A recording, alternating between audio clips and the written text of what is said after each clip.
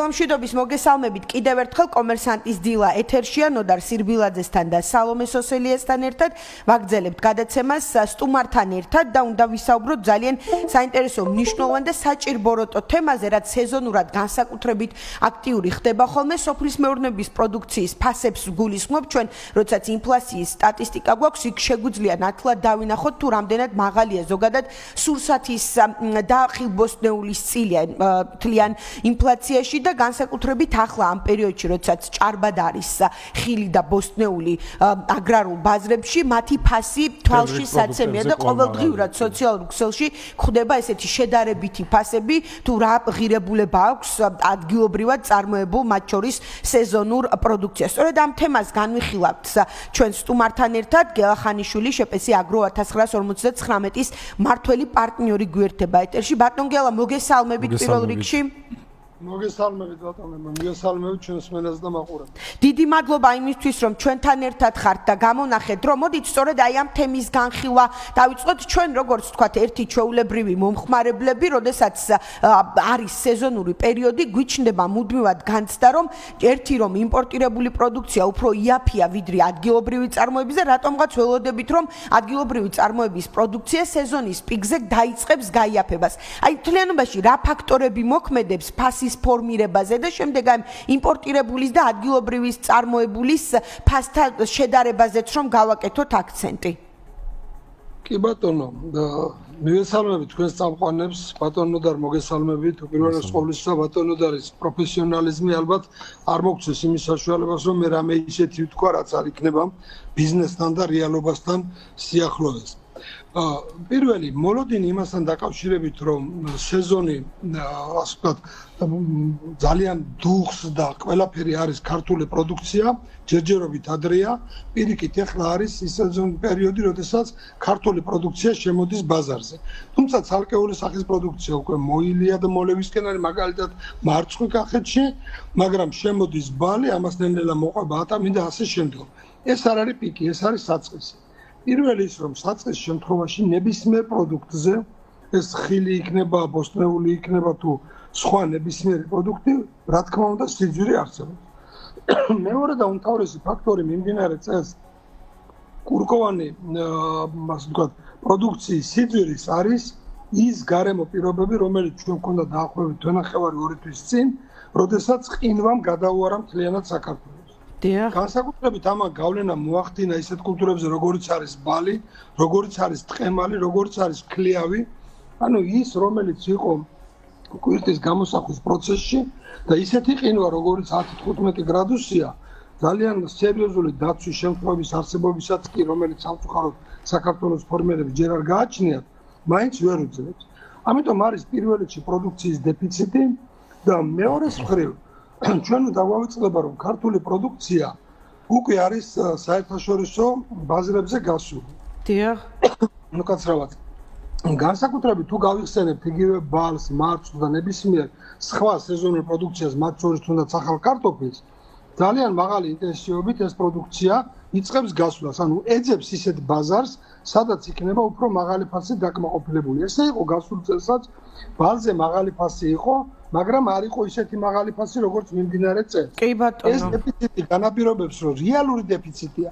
რაც შეეხება თვითონ თვითღირებულებას. ჩვენ უნდა გავითვალისწინოთ, რომ უკვე გარდა იმისა, რომ ბაზარი არეგულირებს ფასს და მიწოდება მოთხოვნას კიდევ ერთ ნიუანსსაც მერე ვიტყვი, თვითონ პროდუქციის წარმოება საკმაოდ სერიოზულად გაძვირდა. საქართველოში და მთელ მსოფლიოშიც პროდუქციის წარმოების ზრდის ძალიან სერიოზული ინდიკატორი წარმოიქმნა კოვიდის დროს, როდესაც საერთაშორისო გადაზიდვები ძალიან სერიოზულად გაიზარდა. შემდგომ ამას დაერთო რუსეთის შეჭრა უკრაინაში, რამაც ასევე გაზარდა პროდუქციის ფასი, აქ უკვე საწარმოო საშუალებები და ასე შემდეგ და ყველაფერი ეს აისახება პროდუქციის წარმოებაზე, იმიტომ რომ საქართველოში ჩვენთან დაწყებული წოთოვანი სისტემიდან დამთავრებული ცელოფანი თუ შხამქიმიკატები და ბევრი რამე ფაქტობრივად არის იმპორტირებული. ამიტომ ბუნებრივია ეს არის თვითღირებულების გაძვირება. შემდეგი კომპონენტი ისეთ პირობებში, როგორც არის მაგალითად ყინვა, რამაც დააზიანა უკვე არა მარტო ნაყოფი, არამედ ხეხილი ზრდის თვითღირებულებას, იმიტომ რომ ფერმერი იძულებულია და ვისაც ისმის ეს ფერმერული მეურნეობა მან იცის რომ პრაქტიკულად მოვლა უნდა გააგრძელოს უფრო მაღალი ინტენსივობით რომ გადაარჩინოს მომავალი წლის მოსავლები. ამიტომ ესეც თავისთავად მნიშვნელოვანი ფაქტორია და ერთ-ერთი ფაქტორი რომელიც ასე ვთქვათ ყველაზე სერიოზულად გამსაზღვრელია მე ამ ეკონომიკას ვაკვირდები და უყურებ როგორც ფერმერი თითქმის 30-35 წლის მანძილზე ინტენსიური ფერმერული მეურნეობა რაც მაქვს ეს არის მოსახლეობის მსყიდველთ უნარიანობა, გადახდის უნარიანობა. ჩვენ ფერმერები ვიხდით უფრო და უფრო მეტ ფულს შრომაში, ტექნიკაში, დაქირავებაში, საწვავში, ვთქვი თვითღირებულება იზრდება, მაგრამ საბედნიეროდ იზრდება ქვეყნის ეკონომიკა. ქვეყნის ეკონომიკის ზრდა ზრდის მოსახლეობის შესაძლებლობას, რომ უფრო ძვირად და უფრო სწორფასში შეიძინონ პროდუქცია. რა თქმა უნდა, ფერმერის კართან პროდუქცია ყოველთვის იაფია, ვიდრე საცალო ბაზარში. კოეფიციენტი დაახლოებით 2.5-3 მუდმივად არის თითქმის იშვიათი გამონაკლისების გარდა, როდესაც ძალიან ჭარბია პროდუქცია და ფერმერის ბიზნესი ვარდება, მაშინ სხვა კოეფიციენტებია, მაგრამ სტანდარტული კოეფიციენტი ყოველთვის არის ასეთ თემებში, ანუ ფასი თანდათანობით მისდევს და უახლოვდება იმ კრიტერიუმს, რაც არის საზღვარგარეთ. იმიტომ რომ ხელფასის ზრდა, საშუალო ანაზღაურების ზრდა, ეკონომიკის ზრდა, მოსახლეობის გადახდის უნარიანობის მატება. ნახეთ ბალზე ახლა როგორი მოთხოვნაა. მოთხოვნა არის რესტორნებში, მოთხოვნა არის სასტუმროში, მოთხოვნა არის კერძო სექტორში. ეს ბადებს მაღალი ფასის წარმოქმნის წინაპირობას და მიწოდების თვალსაზრისით, რომ არა სახელმწიფო პროგრამები და ინტენსიური ბაღების გაშენება, ჩვენ ფაქტიურად მიწოდების ნაკადი ჩაგვივარდებოდა, იმიტომ რომ სოფლად მოსახლეობა უფრო და უფრო ცდილობს რომ გავიდეს, იმიტომ რომ ფერმერის მეურნეობა ძალიან ბევრ პარამეტრზეა დამოკიდებული და სტაბილურობა მას არ აქვს. ამიტომ სოფლიდან მოდის ქალაქად, სადაც უფრო სტაბილურ სამსახურს ცდილობს, შოულობს და იქ ის წვრილი ფერმერული მეურნეობები, რომელსაც ეზოში ქონდა ბალი, ეზოში ქონდა თხემალი, ეზოში ქონდა ქლიავი და გამოქონდა მართლა შედარებით დაბალფასიანი პროდუქცია ბაზარზე, ფაქტობრივად უკვე აღარ არის და გვაქვს მხოლოდ და მხოლოდ ინტენსიური მეურნეობები. რა არის გამოსავალი? ფასების სიძვირეზე ლაპარაკი ზოგადად არ მგონია მართებული, რომ ფასი უნდა იყოს ობიექტური, რომელმაც უნდა გააწონასწოროს და მისცეს მის მწარმოებელს თავისი ხარჯების და მოგების მიღების საშუალება და მყიდველს მისცემს საშუალება, რომ დაიკმაყოფილოს თავისი მოთხოვნა ამა თუ იმ პროდუქციაზე. აქ უკვე ერთვება იმპორტის კომპონენტი, სადაც ჩვენს მეზობელ ქვეყნებში სამწუხაროდ შრომის კულტურიდან გამომდინარე, ცოდნიდან გამომდინარე, იმ უფრო ხანგრძლივი ეკონომიკური აქტივობებიდან გამომდინარე, ჩვენ უნდა დაგვავიწყდება, რომ 30 წლის ქვეყანა ვართ და იქიდან 15 წელი ნგრევას მოვანდომეთ, თუ 20 წელი არა. სოფლის მეურნეობაზე არ ზრუნავდა არავის. პირველი 10 წლეული საშუალება არ იყო ქვეყანაში და ჯართად გაიყიდა 27,000 ტრაქტორიდან დაწყებული მილიონობით ფთაქათამი განადგურდა, მხოლოდ უკანასკნელი 10-12 წელია, რაც სახელმწიფო ფერმერს ეხმარება და უბრალოდ შეუძლებელია ამ პერიოდში აღადგინონ მაღალკვალიფიციური წარმოება. ჩვენ უპირველესი დეფიციტი დღეს გვაქვს აგრონომიაში, უპირველესი დეფიციტი გვაქვს მუშახელში. ფაქტობრივად საქართველოს სოფლის მეურნეობაში ყველაზე დიდი დეფიციტი მუშახელშია. იყო პერიოდი ჩვენ ლაპარაკობთ, რომ ფინანსებზე ხელმისაწვდომობა რთული, დღეს ადამიანურ რესურსზეა. აქაც ხაზს უსვამ ადამიანურ ჩვეულებრივ მუშაზე. თორე აგრონომი, პროფესიონალი, მაღალკვალიფიციური სპეციალისტი ეს მართლა სათვალთვალებარი გახდა.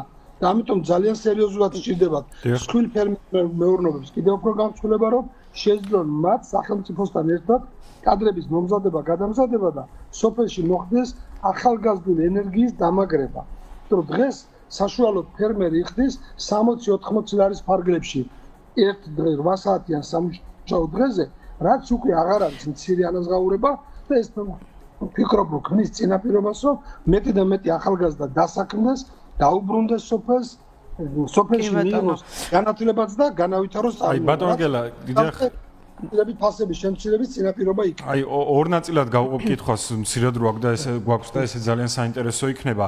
რამდენიმე მნიშვნელოვან გარემოებას შეეხეთ და ასევე საინტერესო იქნება წარმოების მასშტაბზეც რო ვისაუბროთ, ეს მსხვილი ფერმერულ გაერთიანებებზე, თუნდაც რამდენად წარმოების მასშტაბი რეალურად იზრდება დროთა განმავლობაში. ეს არის კითხვის ერთი ნაწილი და მეორე ნაწილია თქვენ იმპორტის კომპონენტიც ახსენეთ და როგორ ფიქრობთ, აქამდეც იყო საუბრები, რომ აი იმპორტირებული პროდუქტი უფრო დაბალ ფასად შემოდის ადგილობრივ კონკურენციას უწევს.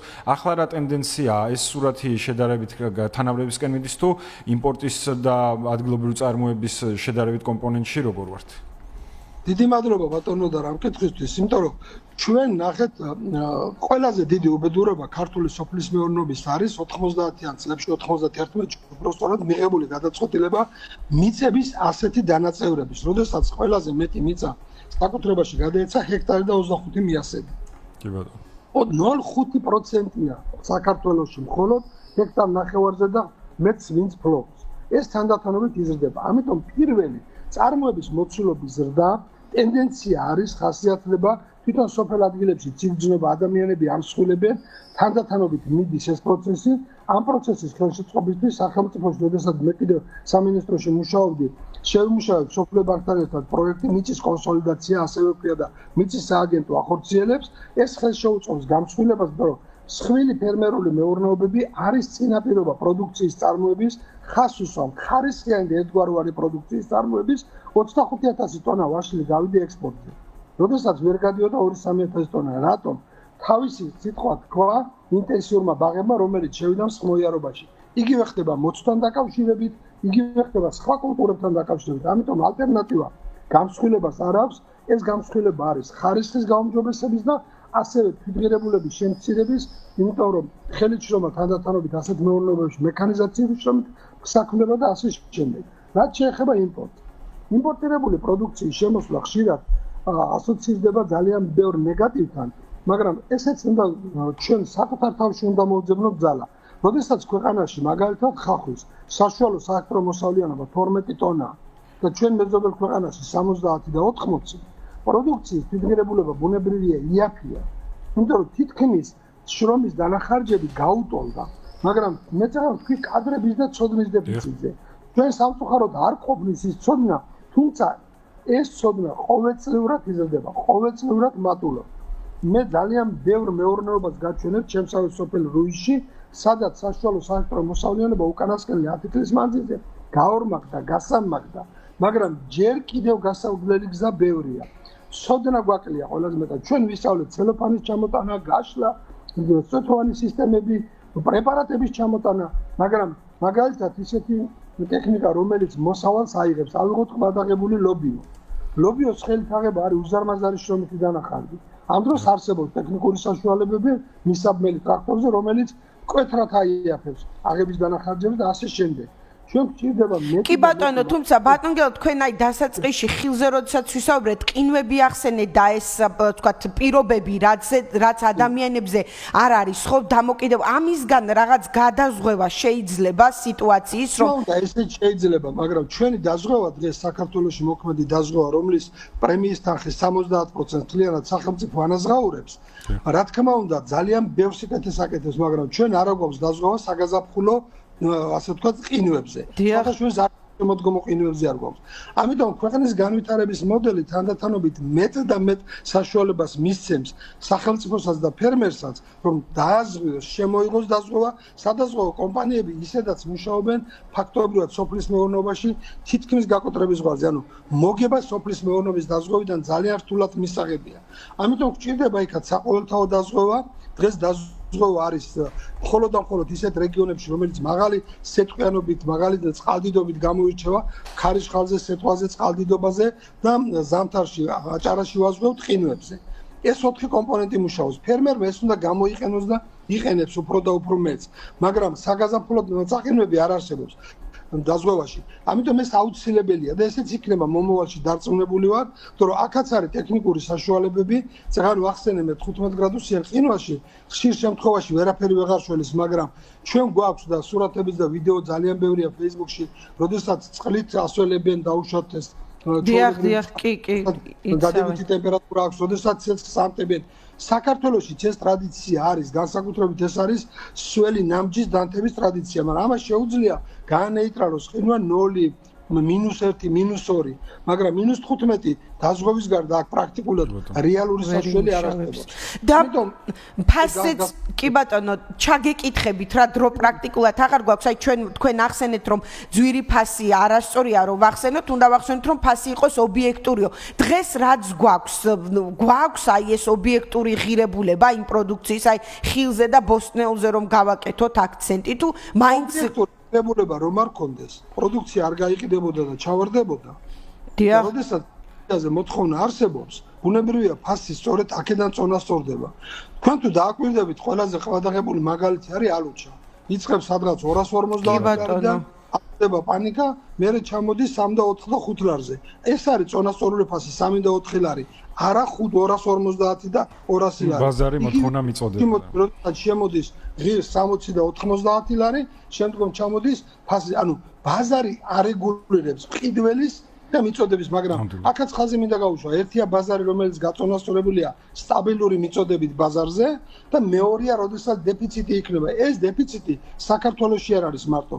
ყინვამ გადაუარა აღმოსავლეთ ევროპას, გადაუარა სამხრეთ, ასე ვთქვათ, გალფის ქვეყნებს, ამიტომ ჩვენ ზოგადად თუ ვიმსჯელებთ, ძალიან სერიოზული საფიქრალია სასურსათო უზრუნველყოფის და სასურსათო უსაფრთხოების საკითხები ძალიან ბევრ ძირითად პროდუქციაზე, რომელიც ყინვამ დააზარალა ფართობები, დააზარალა მრავალწლიანი ნარგავები და შესაბამისად შეამცირა პროდუქციის მოცულობა. კი ბატონო, დიდი მადლობა, წარმატებებს გისურვებ, ძალიან საინტერესო იყო. კი ბატონო, აუცილებლად ამ თემებს დაუბრუნდებით. ჩვენ გელა ხანიშვილი, შეპესი აგრო 1959-ის მართველი პარტნიორი საუბრობდა ჩვენს ეთერში.